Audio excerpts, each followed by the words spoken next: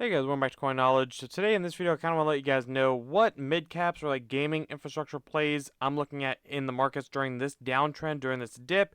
Even though I do believe that we are on the verge of a potential relief rally or even an altcoin season here in the semi to near future. So if you've been waiting for decent entry points on some of your favorite infrastructure plays in the gaming sector, I have you covered here in this video. If you guys are a fan of crypto gaming, and if you believe gaming as a narrative is going to be a hot narrative this cycle, please consider subscribing to the channel and liking the videos. Support means everything, and I try to keep you as updated as I can in the gaming space on projects that I'm looking at, ones that I think are going to perform pretty well this cycle. But as always, nothing I say in these videos is financial advice, just giving you guys my opinion here. If we start out here, what I'm looking at is Carrot.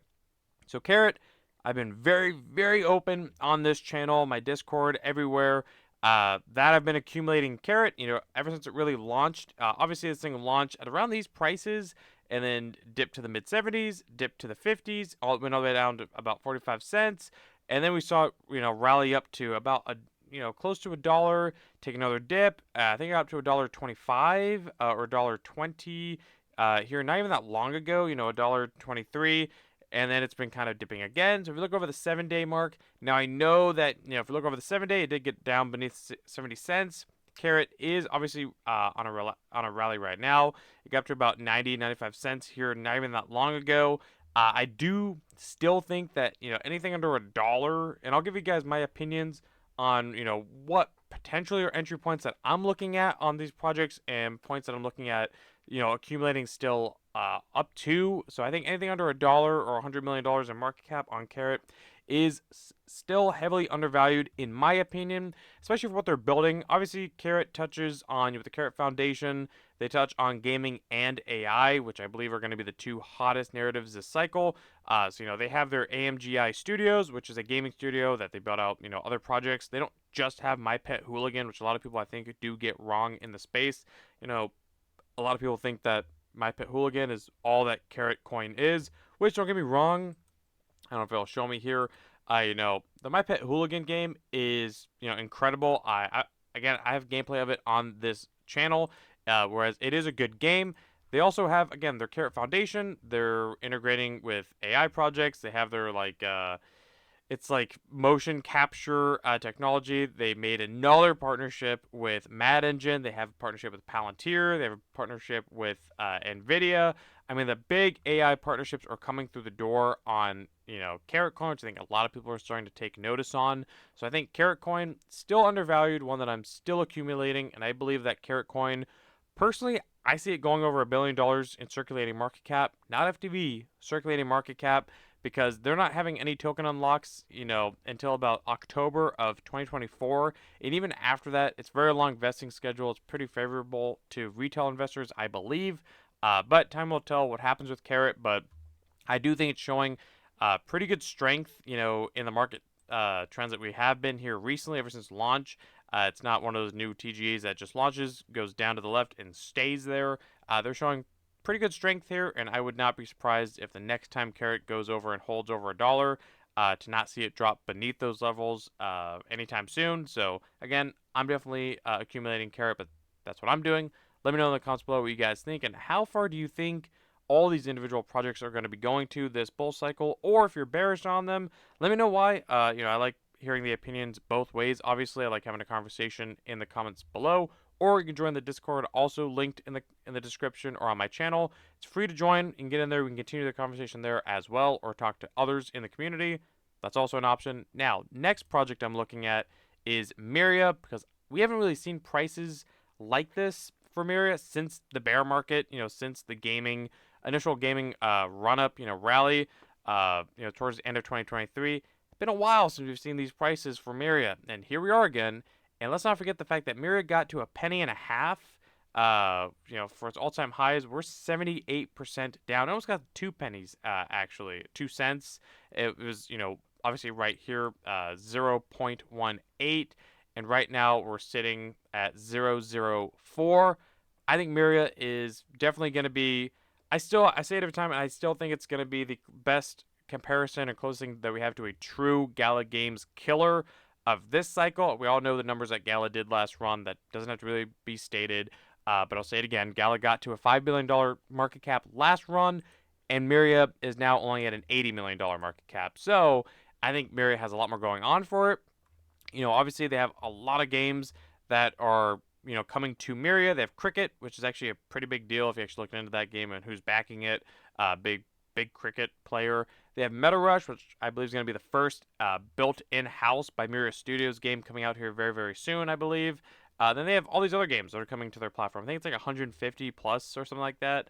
Then they have their Mira Layer 2 solution or a scaling solution for Ethereum. So if there's a lot of hype with Ethereum for the Ethereum ETFs, maybe we see, some attention go to Ethereum and Ethereum Layer 2s. Not that I would be using it as the main bullish factor for Mira personally, but it is a bullish factor nonetheless that they have their L2. Obviously, they have their SDKs, a lot of tools for developers to get in here and build their games as well. They have thousands, obviously, of developers, they say. Again, this is all for developer stuff. We've touched on all these projects in depth for their own individual videos, so you can find all of that on the channel, but they have a docs team, as I believe pretty much all the projects today, yeah, they all have docs teams, so you can see a theme there as well. But again, Mira at these levels, I wouldn't be shocked honestly to see Mira run to multi-billion dollars in circulating market cap, because another thing here, kind of similar to Carrot, even though better with Mira, is that they only have, it's roughly, by a hair, like a 2x dilution between now and the end of 2025. A lot of the dilution for Mira did occur during the bear market, which is why we saw those negative price action. Obviously, they have their node ecosystem as well, which could bring in some sell pressure, but I really don't think it has that much of an impact as people sometimes like to say. Personally, I still think Mira is a strong contender for, again, a Gala Games kind of run this cycle. I really do. And the fact that they have, one of the best dilutions in the gaming space because they've been around for a while and a lot of the dilution has already occurred, and they only have about a 2x dilution between now and the end of 2025. I would expect big numbers out of Mira, but that's me personally, and that's my opinion. Again, as all these projects, I'll keep saying it. Let me know in the comments below. Next one is Games for a Living. Now, Games for a Living, this is controversial, to say the least, in the space. People are either for Games for a Living or they're not, and, I've, again, made it known on almost every time I talk about Games for a Living or do one of these videos that I am still bullish on Games for a Living. I have, still retained my position in it.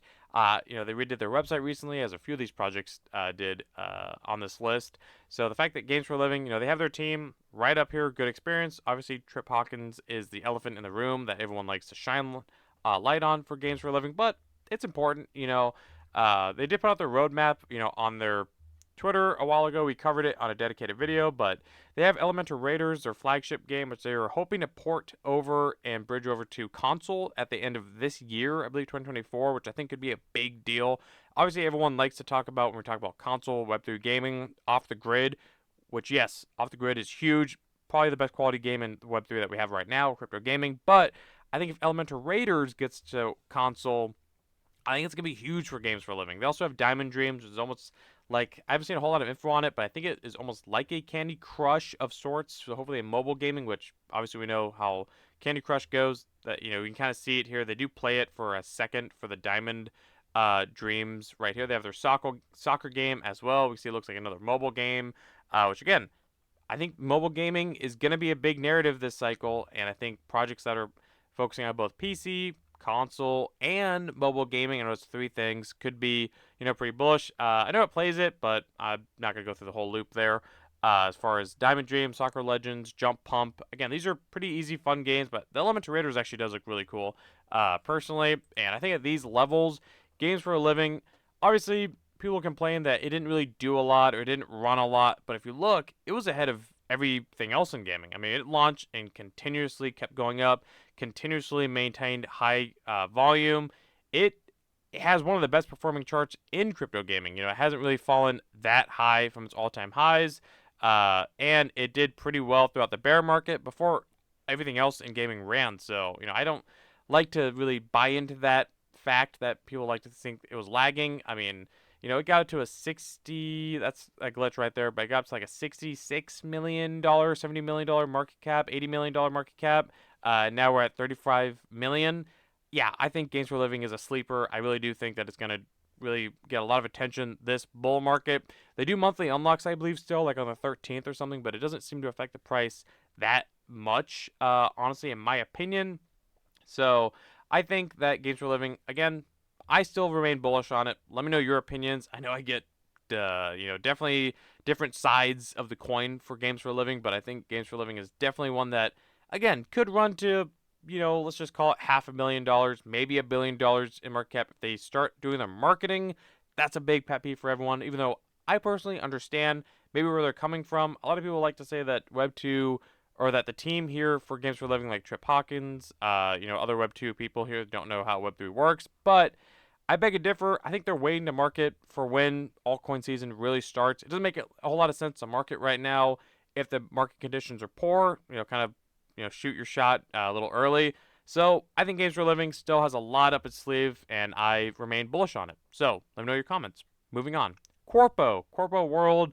Again, this is where we start getting a little bit lower in market caps here. The next, this one and the next one, but at a $12 million market cap, I think Corpo, again, is another sleeper really, because if we look at what they're building, it's kind of similar to Games for a Living, Mira. If you're noticing, again, all these plays today are infrastructure plays, gaming studios. It's kind of hard and a little bit more riskier. Not saying I'm not doing it, and that there's nothing wrong with that. I'm just saying that right now in these market conditions, I'm personally wanting to bet heavier on gaming studios, infrastructures than individual games. That's my opinion though, and my strategy. Obviously, you do you, and let me know what your strategy is in the comments below. We can again have a conversation about it, and we can see because there's 1,000 ways you can play this market, but that's just what I'm doing in this current moment today. So if we look at Corpo World, again, they have their platform. They have a lot of games that they're building out. They have Citizen Conflict, which I think looks really, really solid. Actually, if you go to their games tab here, we can take a look at Citizen Conflict, their shooter.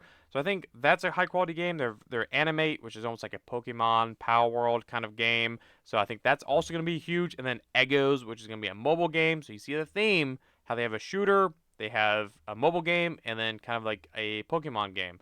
All could be potential hits. And Citizen Conflict, we've made videos on it in the past. It looks very, very solid. I think we'll get a lot of, I think all the shooters in the space will get attention when off the grid releases. Stuff like Shrapnel, Bloodloop, Nyan Heroes, Citizen Conflict. I think all these shooters are going to get a lot of space. I really do, because I expect Gunzilla to drop at a high evaluation, but nobody really knows. Only time will tell. But I think a lot of people are going to be looking for lower cap, expecting higher returns in the shooter space. And I think Corpo, along with everything that they're building, does have the potential to get some of that liquidity. And they also have a huge docs team that you can find on their website. Again, we made videos on it in the past. They do constant updates. And at this market cap, yeah, I think Corpo is definitely one that could rip extremely hard when the markets start turning around and when there's a gaming run specifically. So Corpo is one that I'm definitely holding. And it's actually on a pretty big dip right now over the 7 days. So again, I didn't think we would see these levels for a long time. If this thing launched at a $7 million market cap, we covered it right at the launch, letting you guys know, hey, I'm buying this. You don't have to, but I think it's really undervalued.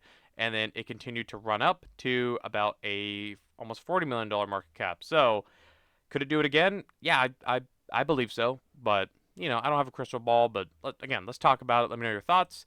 Playable Games is another one that I've been making so many videos on recently because, again, I am very bullish on Playable Games because I think that for a team that Playable Games has, first of all, and I bring this up every time, even though people think it's not important, it is. A clean website is important, especially when, quote unquote, retail or new investors come into the space.